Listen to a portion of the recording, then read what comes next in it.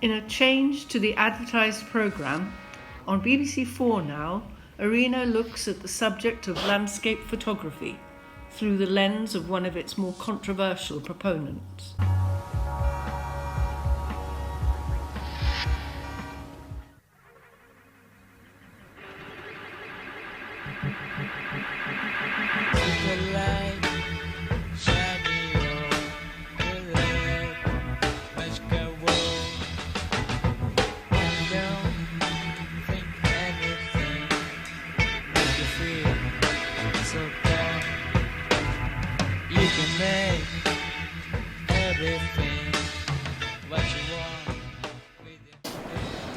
I don't see it as work really, what I do. I see myself as more of a visionary, capturing light and shade and tone and combining those elements to please myself and other people. Well, people who can understand my art, that is. I want to show that the landscape is there for everyone. Hey! I'm trying to take a bloody photograph, you f*** off!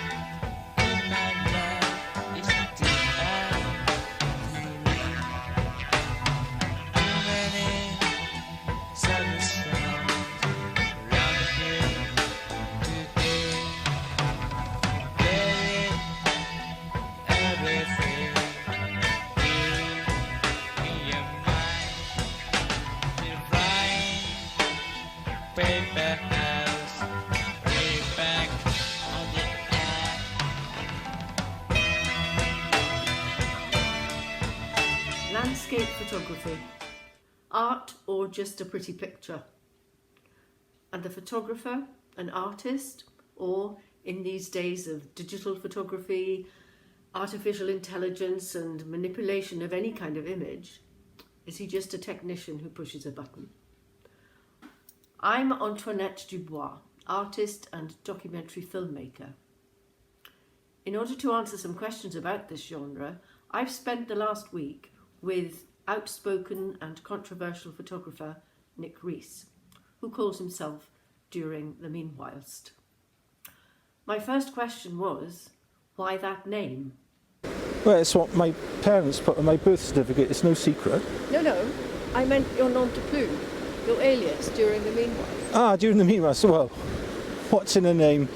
I wanted an identifier, a brand or a trademark, if you like, that required absolutely zero explanation, immediately leaving people in absolutely no doubt what it stands for and connects them to me and, more importantly, to my work, my art. Perhaps I'm missing something then, but could you explain it to me? Well, yeah, you are missing something. Okay, in at the deep end. Describe yourself in just one word.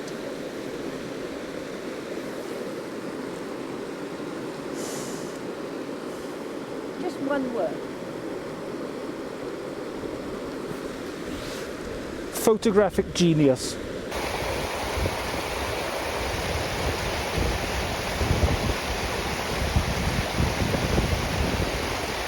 Why choose landscape photography as a vehicle for your expressionism? Well, it's simple really, it provides me with an unbreakable link, a bond if you prefer, with my environment and nature. I can come out with my camera, sit in beautiful surroundings like this and connect with, I call them, my friends really, from the sun and the clouds to the flowers, trees, more clouds, and connect with them all. I have a relationship with light, really, that's hard to convey to the normal, uninitiated, or I like to say unconnected person. I feel like I can actually touch and hold the atmosphere, and that definitely comes across in my work. That, and I can't draw. Who are your biggest influences? From an early age, it has to be my mother. She taught me the meaning of quality and getting things right. I mean, funny story. I remember on my, I think it was my third birthday, they bought me some pencils, I think, and I drew a picture of a tree I'd draw in an artist pad, and it wasn't very good. I mean, I was only 3 after all, and she tore it up, threw it in the fire and beat me with a poker. I have to say I never made that mistake again, I can tell you. I'm the youngest of 7, 14 years younger than my nearest sister, would you believe? Did your parents call you their happy accident? No, more a drunken mistake, really. Okay, can you remember your first camera? Of course, how could I not? A camera to me is not like a tool to do a job, it's more an extension of my physical and spiritual self. Another eye, if you will. It's still there now, that first camera, inside me.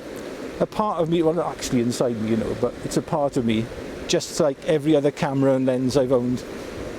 I guess my DNA is part cheap Japanese plastic. Anyway, to answer your question, my parents bought me a Polaroid instant camera for Christmas when I was about 8 or 9. That was my first one, and after opening it, they then went out for the day, leaving me to figure out how it worked. And that really made me appreciate the image making process. When they came back home on or around New Year's Eve, I think it must have been, I'd already put together my first exhibition with half the instant film they bought me. I see, I think I'm getting a picture here. And later on, you put the other half of the film to good use, I presume? Well, not really, I'd eaten it, I was starving. Okay, so you had a difficult, traumatic childhood. I think I had a lucky childhood, full of positive influences. Take my scoutmaster, for instance. He had a dark room in his house, which boys could use whenever his mother was out. Anyway, one day I must have been overcome by the processing fumes, and when I came around, he'd helpfully remove my clothing to stop me choking, and was giving me what I assume was some sort of CPR. He must have been a really important man, though, because he always spoke to the police a lot. They were always giving him lifts into town in their cars. We followed the self-proclaimed photographic genius on one of his recent landscape shoots to see if we could tap into his zeitgeist, his philosophy on image making, to see if we could get right to the heart of what makes him tick as a photographer. Nick, can we talk about the main influences in your photography, outside of your family and the Scouts preferably? Well, there are many, but it's not really other photographers, but mostly the classical landscape artists who have influenced me the most. When I met JMW Turner, and he told... Hang on. You met Turner, the painter who died over 150 years ago? Yep. Well, when I say met, I don't mean in the physical sense, obviously. I mean in the metaphysical, spiritual sense. I spoke to him through a medium. But yeah, he spoke to me on so many levels and told me the direction I needed to go in to get my message across. And Constable, he had a word too. Through the medium, he told me to get a wide-angle lens. Best £500 I ever spent, I can tell you. The medium, that is, not the lens. That was rubbish. I see. And what do you look for when taking one of your images? What is your goal or aim while snapping away? Oh, please, Anthea, it's making an image. I prefer that terminology. And I do not just snap away, as you so crudely put it. I don't take pictures. I make art. I create visions. It's Antoinette, actually. My name, Antoinette. Oh, whatever. To answer your question, though, Antoinette, I'm not looking for the obvious, sky, land, a subject, etc. I'm searching for a hidden message within a scene. Why is the landscape like it is? What shaped it? What's its story? How's it feeling when I press the shutter? What does it want to say to us? Get off, leave me alone, I would imagine, to be honest. Anyway, I want the viewer to see it as Mother Nature and I see it, not like a normal human pair of eyes views it. And I like to physically touch the elements I want to include in my picture, to coin a culinary term, the terroir. I like to, well, not the sky obviously, because you can't touch that, but the grass, the water. I like to immerse myself and my camera, well, not my camera obviously, because that's not waterproof, but as I said, I need, in fact, to touch and feel the ingredients that make up a photograph. Is that why you were sacked as a wedding photographer? I thought I can't really talk about that until the police are finished with it.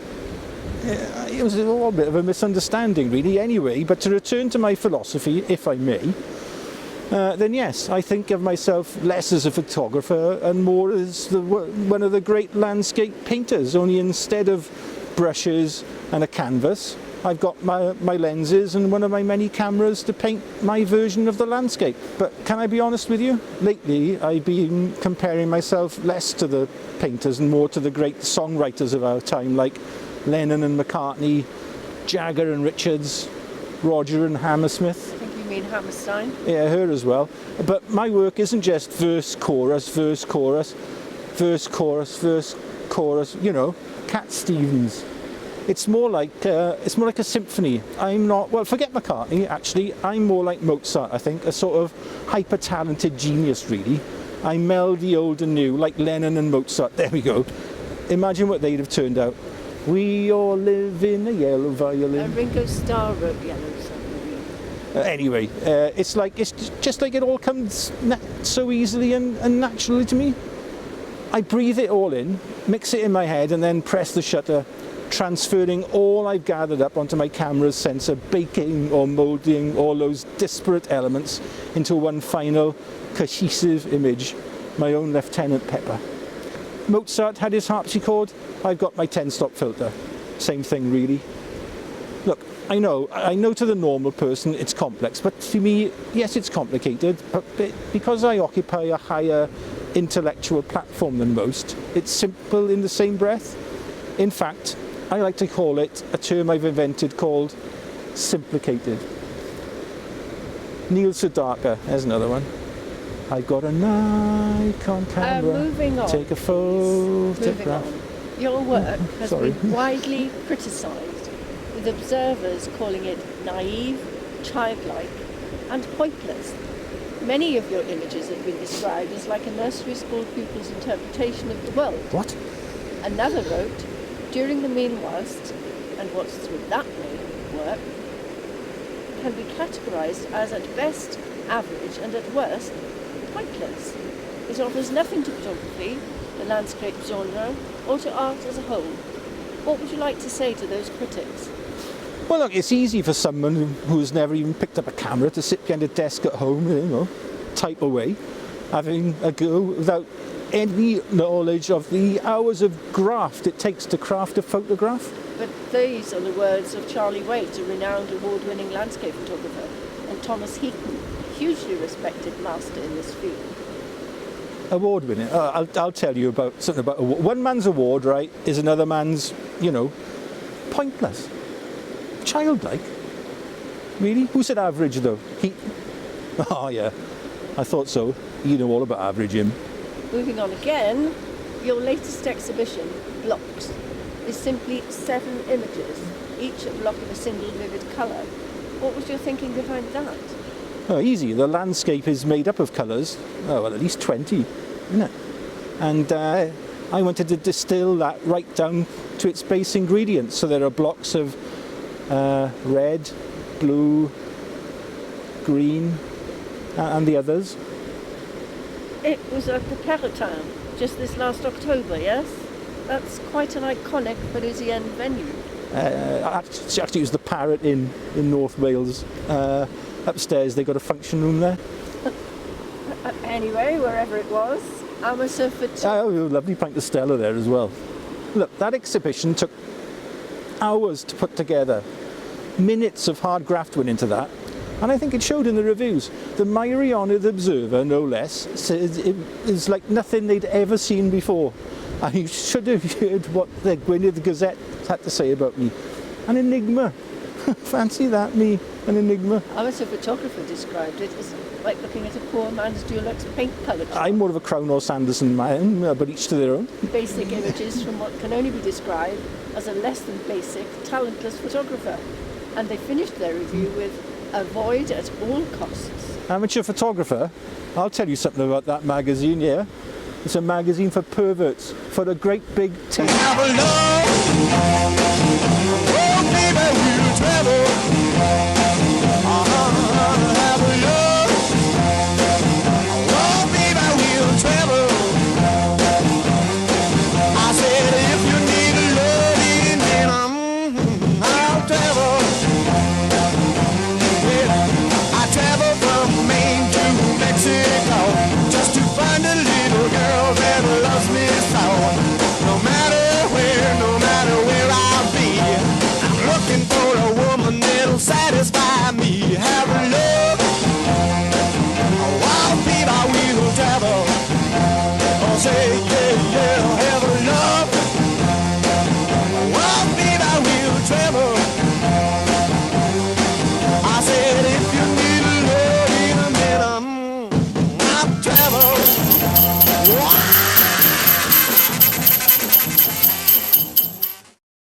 Amateur photographer said that.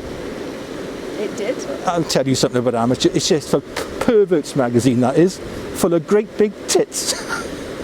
You have to do that bit again because I laughed at the end. And you spat up. Sorry. Amateur photographer. I'll tell you something about amateur. Right, that magazine. Oh, I can't speak now. Right. Amateur photographer. I'll tell you something about amateur photographer. Right, that magazine is just for perverts. It's full of. Oh, I can't get that. The last bit right. I'm laughing too much in my head now. It's not that funny. I know. Amateur photographer. I'll tell you something about amateur photographer, shall I? It's a magazine for perverts, full of great big tits. I can't do it. Right.